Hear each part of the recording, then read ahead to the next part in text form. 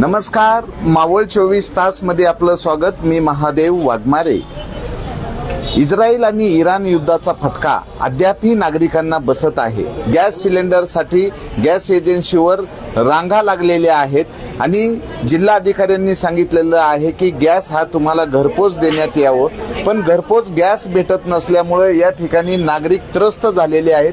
तळेगाव दाभाडे येथील कुणाल भारत गॅस एजन्सीवर नागरिकांची तुफान गर्दी झालेली आहे. सकाळी 7 वाजल्यापासून नागरिक इथं रांगा लावून बसलेले आहेत. नागरिकांना या ठिकाणी गॅस भेटत नाहीये. आज रामनवमी आहे. रामनवमी सणानिमित्त नागरिक त्रस्त झालेले आहेत. या ठिकाणी 15 दिवस गॅस बुक करून मिळत नाही आणि एकीकडं ब्लॅकनी 4000 5000ला सिलेंडर मिळत आहे आणि ग्राहकांना या ठिकाणी गॅस मिळत नाही. काय नाव तुमचं आणि काय सांगा? माझं नाव गीता छबलानी आहे. 7 दिवस झाले बुकिंग करून. आता सुद्धा ते म्हणताय की पावती निघाली नाहीये आणि मला डिलिव्हरीचा कोड पण आलाय. हे म्हणतात की आमच्याकडे नाहीये पावती आणि ड्रायव्हर म्हणतो माझ्याकडे नाहीये. ड्रायव्हर नुसतं फोन स्विच ऑफ करून बसलाय. 6 दिवस झाले मी नुसतं त्याला फोन करतोय, होय उद्या उद्या उद्या. गोडाऊन मध्ये बहुतेक त्यांच्याकडे स्टॉक आहे. आता इथं आले तर फोन स्विच ऑफ. इथं पण सगळ्यांचे फोन स्विच ऑफ. इथं आले तर सगळं हेच म्हणतात की डिलिव्हरी कोड सगळ्यांना भेटलाय पण सिलेंडर भेटला नाही. मग शेवटी सिलेंडर गेला कुठं? पावत्या नाहीये यांच्याकडे, नुसतं आम्हाला डिलिव्हरी कोड येतोय. आम्ही पैसे भरले, आम्हाला सिलेंडर भेटला नाही. मग कुठं गेला सिलेंडर? काय नाव तुमचं? नमस्कार, मी मनाली होतो कदम. माझा सिलेंडर मी 1 तारखेला इथून स्वतःहून घेऊन गेलेले आहे. माझा सिलेंडर मी 27 तारखेला मी इथून घेतलेला नाहीये, पण तो सिलेंडर गेला कुठे? डिलिव्हरीचा मेसेज आला आणि माझा आता 24 तारखेनंतर माझे दोन्ही सिलेंडर खाली आहे. आता 24 तारखेनंतर माझा आता बुक झालेला आहे सिलेंडर. आणि प्लस यांना फोन केले तर हे फोन उचलत नाही आणि आपण सारखे फोन करत असलो तर हे फोन डायरेक्ट स्विच ऑफ करून ठेवतात. त्यांचा वर्किंग अवरचा टाइम आहे 9 ते 6. ही लोक येतात कधी 9:30ला. यांच्या मॅनेजरचा अजून पत्ता नाहीये. आम्ही केव्हाचे त्यांना फोन करतोय, तेही फोन उचलत नाहीये. डायरेक्ट फोन कट करतायत आणि ह्यांचे आरे तुरे करणार आपल्याला. हे अजिबात करणार नाही. डायरेक्ट तुम्ही कोण, काय आहे तुमचं काम, असं डायरेक्ट उत्तर देतात ह्यांची. त्यातच गॅस सिलेंडरचे दर वाढलेले आहेत. 917 रुपये गॅस सिलेंडरला घेतात. त्याबद्दल काय सांगा? स्टॉक अवेलेबल जर आहे तर रेट्स वाढवायची काय गरज आहे? तुम्हाला बंद करायचंय तर कमर्शियलचा बंद करा ना. आम्ही घरगुती माणूस कशाला एवढं देऊ? आमची इन्कम लई लिमिटेड.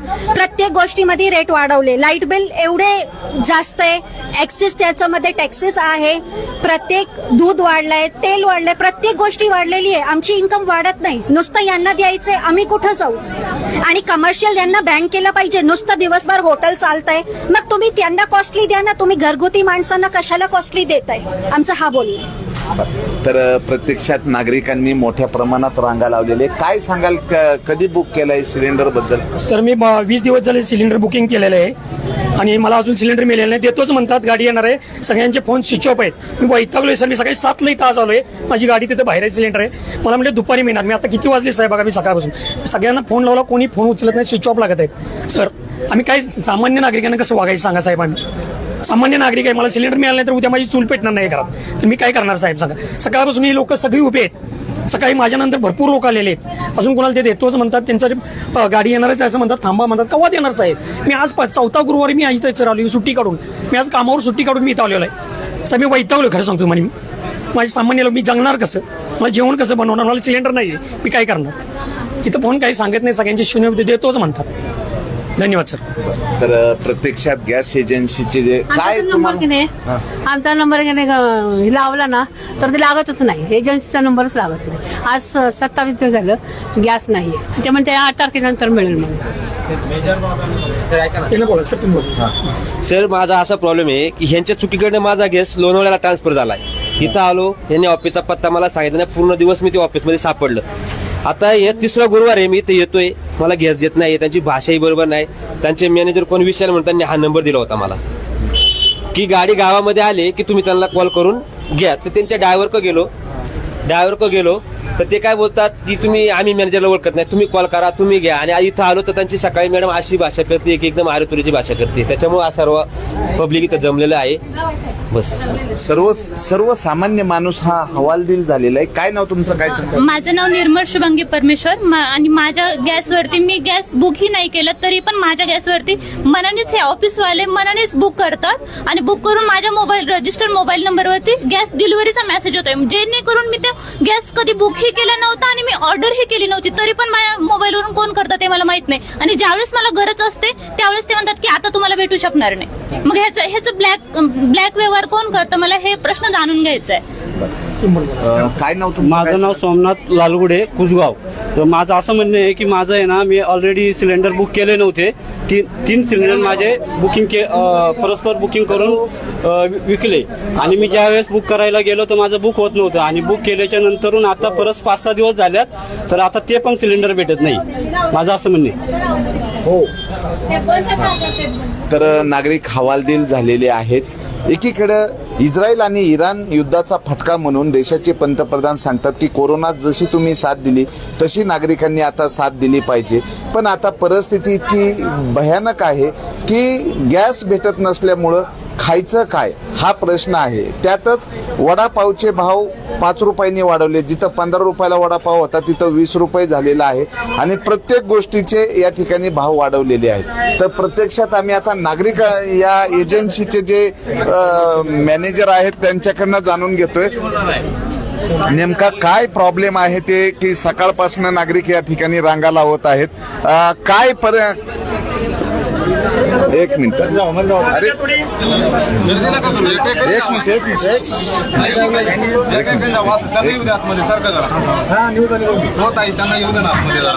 तर या ठिकाणी तळेगाव दाभाडे पोलीस स्टेशनचे पोलीस हजर झालेले आहेत. काय अडचण आहे, काय सांगाल? अडचण काय आहे? नागरिक, काय नाव तुमचं? मी विजय कुमार मुळे. 8 तारखेला बुकिंग केलेली आहे. 8 तारखेला बुकिंग केलेली आहे. 23 तारखेला डिलिव्हरी झालेली आहे पण मला पोहोचलेलं नाही सिलेंडर. काय नाव तुमचं? माझं प्राची खडके नाव आहे. मी गॅस नोंदवलाच नव्हता. 14 तारखेला त्याच्या आदल्या दिवशी कॅश मेमो आला 00 आम्हाला आणि 14ला डिलेव्हर म्हणून आला. 14ला माझा सिलेंडर गेल्यावर मी नोंदवायला गेले तर आता 25 दिवस नोंदवला जात नाही आमचा. मी डॉक्टर मधुरा सोनवणे. माझा गॅस डिलिव्हर्ड झालाय, कोणाला झालंय माहित नाही आणि मला मेसेज आलाय डिलिव्हर्ड झालाय आणि नेक्स्ट बुकिंग माझं 12 एप्रिल आहे. तोपर्यंत मी काय करायचं तुम्ही सांगा, यावर काय उत्तर आहे? सर्वसामान्य जे नागरिक आहेत हवालदिल झालेले आहेत. आम्ही या ठिकाणी जे मॅनेजर आहेत त्यांच्याकडनं जाणून घेणार आहे काय झाले. नमस्कार, माझे नाव अमोल पावरा. मी 2 तारखेला गॅस घेतला होता आणि नंतर 26 तारखेला माझी इथं बुकिंग दाखवली, म्हणजे बुक न करता आणि डिलिव्हरी झाली दाखवली. त्यानंतर मग त्यांनी सांगितलं 25 दिवसांनी बुक करा. मी 25 दिवसांनी बुक केलं तर आता मी 15-20 दिवस झाले ही चुलीवर गॅलरीमध्ये स्वयंपाक करत आहे. काय करायचं आता लहान लेकरू घेऊन? तर या ठिकाणचे मॅनेजर कोण आहेत? आता मॅनेजर कोण आहेत? काय अडचण काय आहे सांगा, 1 मिनिट. सर, प्रॉब्लेम फक्त आम्हाला एवढंच म्हणणं आहे की आम्हाला सगळ्यांनी सहकार्य करा, सगळ्यांना सिलेंडर भेटणारा सहकार्य. फक्त एवढे लोड आमच्यावर येत आहे, तुम्ही सगळे आमच्यावर येतात, सहकार्य आम्हाला जरा करा. आम्हाला बघून दे व्यवस्थित. जे त्यांना जे डिलिव्हरी मेसेज जे आला आहे त्यांना घरपोच सिलेंडर भेटणार आहे. आम्हाला जिल्हाधिकारी वरून ऑर्डर आलेली आहे की इथं सिलेंडर द्यायचा नाही, ऑफिसमध्ये घरपोच सिलेंडर भेटतो. तुम्ही आम्हाला फक्त सहकार्य करा. घरपोच मिळत नसल्यामुळे नागरिकांनी कुणाल भारत गॅसच्या बाहेर रांगा लावलेली, गाडी आली नाही. गाडी अजून सर आली, लोड येतोय माझा शिक्रापूर प्लांट वरून येतोय माझा लोड. थोडा वेळ लागेल मला लोड यायला, 1-2 वाजतील इथे यायला, पण भेटून जाईल सगळ्यांना सिलेंडर, घरपोच भेटेल. फक्त मला सहकार्य करायचं. 20-20 दिवस बुक करून त्यांना सिलेंडर मिळत नाही तर सिलेंडर देण्याचा कालावधी किती?